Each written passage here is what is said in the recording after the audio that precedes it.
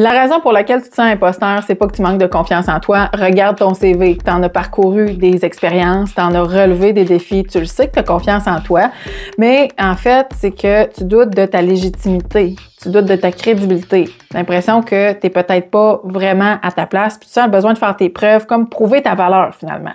Puis là, tu vas mettre en place des comportements pour prouver ta valeur, puis tu as l'impression que ces comportements-là vont t'aider à prendre confiance, hein? À dire, ben quand je vais avoir fait mes preuves, là, je vais pouvoir après ça là, relaxer un peu.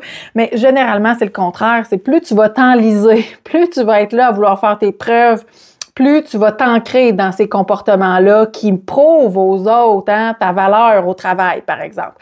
Fait que la vraie raison pourquoi tu es imposteur et que tu te sens imposteur, en fait, c'est plus ça, c'est que tu mets en place des comportements que tu penses qui t'aident à te sentir mieux au travail, alors que c'est l'inverse. Ces comportements-là viennent alimenter l'imposteur en toi.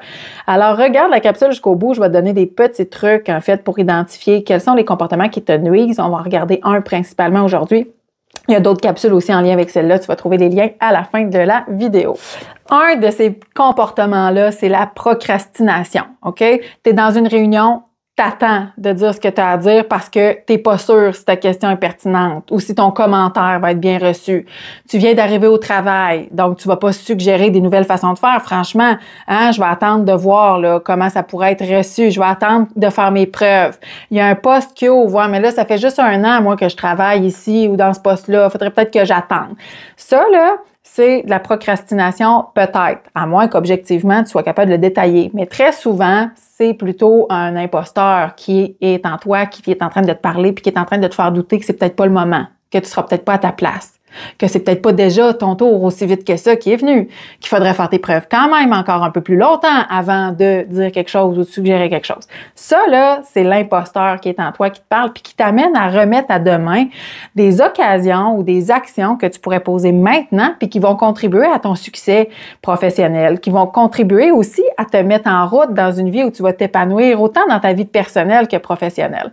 Donc, cette procrastination-là, c'est important de savoir la reconnaître comme elle est et pour ce qu'elle est, parce que si tu la confonds avec un choix logique, un choix sage, un choix sécuritaire, à ce moment-là, tu risques de te conforter dans ton statu quo puis passer à côté des belles occasions de propulser ta carrière et ta vie personnelle.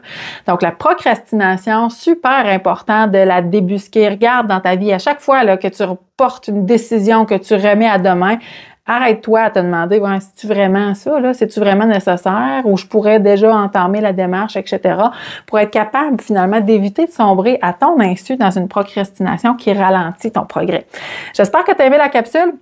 Manque pas les prochaines qui sont en lien. Abonne-toi aussi à la chaîne. Tous les jeudis, je fais une nouvelle capsule en lien avec le développement personnel en contexte professionnel, entre autres.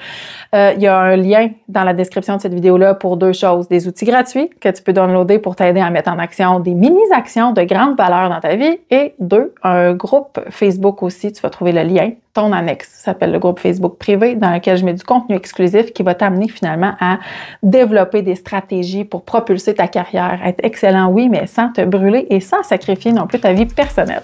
Sur ce, je te souhaite une belle journée puis je te donne rendez-vous jeudi prochain.